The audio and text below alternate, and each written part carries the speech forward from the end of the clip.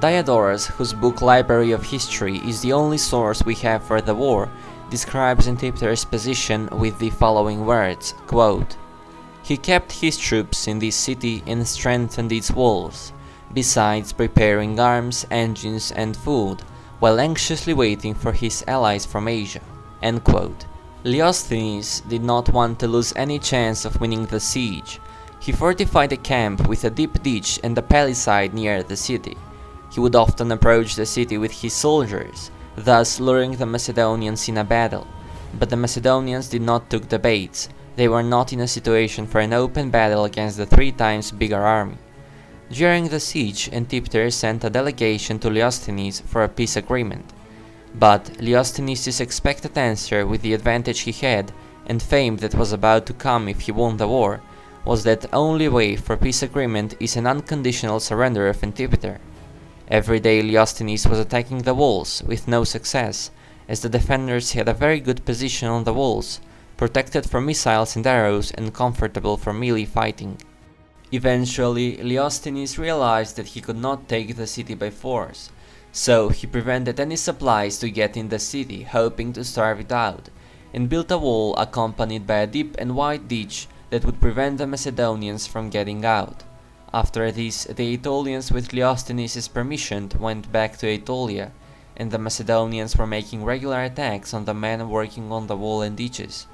But eventually they became exhausted, thus the fate of the besieged army was in danger, as the hunger started playing its role. But as they say, hope dies last.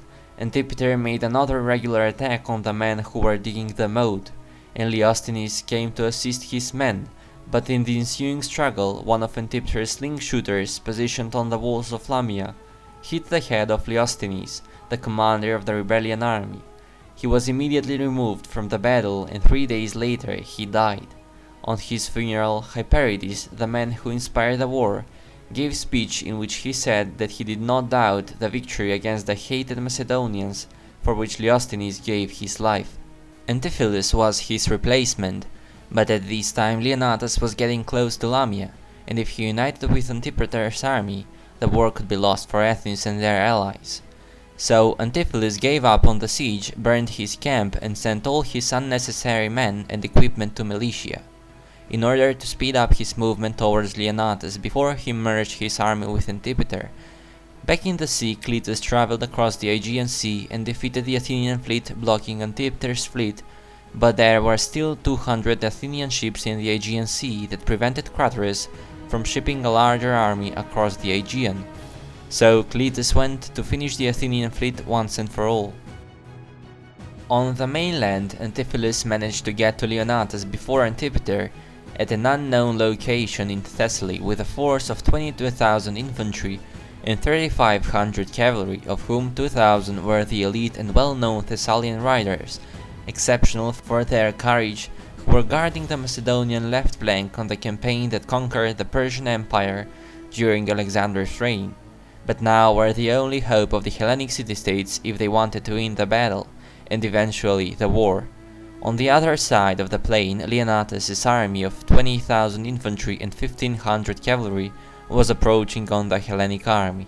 As the armies clashed, the Macedonian phalanx's long spears gained the advantage and did not let the Hellenes to penetrate through the lines, while the Macedonian cavalry, even though outnumbered, kept ground for some time and managed to resist to the Thessalian cavalry on a muddy terrain. But the fierce struggle was mortal for the Macedonian general Leonnatus. Even though he fought brilliantly, getting many wounds, it was eventually too much for him, as he fell dead. His soldiers took him up and brought him to the baggage train, already dead, after which the cavalry retreated, seeing that the Macedonian infantry was forced to pull back, as it was highly vulnerable without cavalry to guard its flanks. They withdrew and took positions in a difficult terrain, where the Thessalian attacks will be weakened, having no effect because of the rough ground.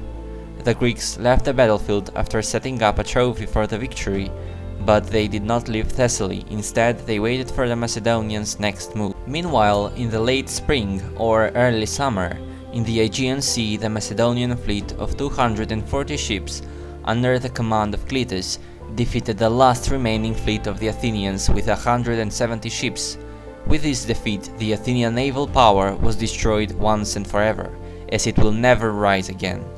With the Aegean Sea clear of enemy fleets, Craterus could now freely depart from Cilicia, where he was stationed, and go for help to his fellow general Antipater, who had now joined the army of Leonnatus just one day after his defeat and death.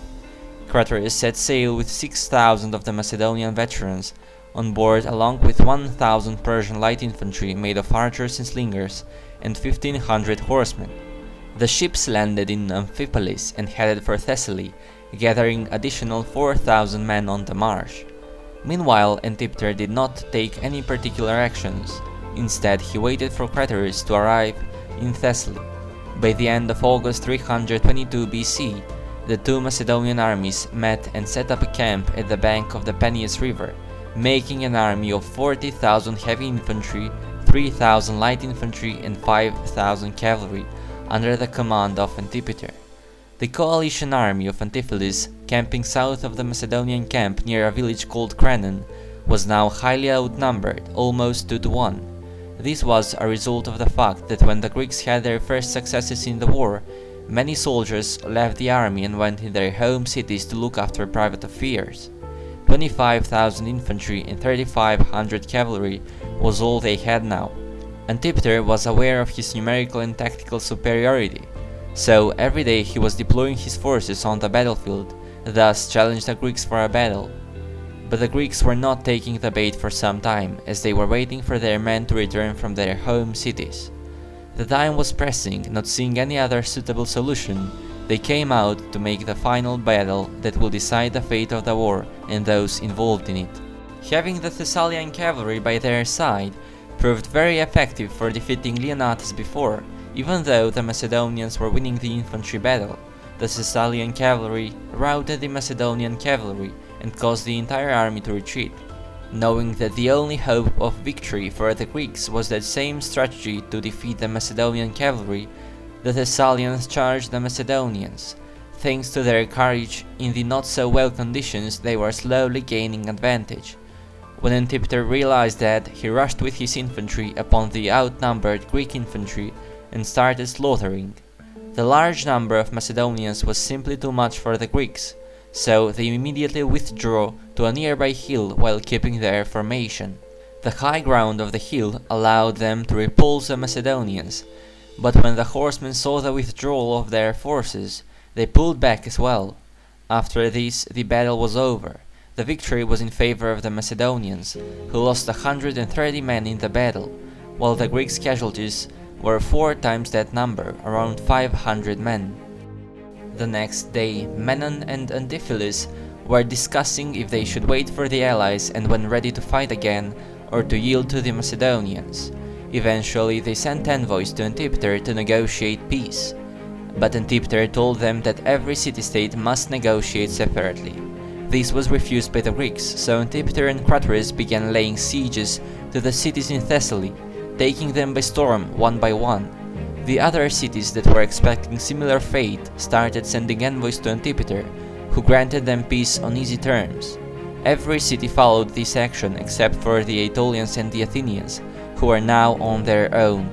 Now Antipater made the final move to end the war. He marched on Athens. The Athenian people, frightened by the Macedonian army that was quickly approaching the Athenian gates, decided to send envoys to Antipater. Among them was Demades, a former prisoner of war at the Battle of Chaeronea. The conditions, they said, were unacceptable for Antipater. His response was that he would end the war on no other condition than that they surrendered to him unconditionally. Because when Antipater was besieged in Lamia, they gave the same response to him on his demand for peace. Having no choice, the Athenians surrendered to Antipater, giving him complete authority over the city. The punishment was harsh. All the citizens who had less than 2,000 drachmas were removed from Athens. There were 12,000 such citizens, while those who stayed, 9,000 of them, were allowed to keep their possessions. Also, the Athenian political system was changed to oligarchy. The Athenian democracy was not existing anymore. The next appearance of democracy in Athens will be 2 millennia later. The war had ended and Craterus was gifted by Antipater with suitable honors and gifts, with the hand of his daughter Phila being the most important one. This marriage officially made Antipater and Craterus allies in the wars of the Diadochi. I hope you enjoyed this video of Classical Antiquity. Don't forget to subscribe and get notified of the next one. Till then, thank you for watching and bye.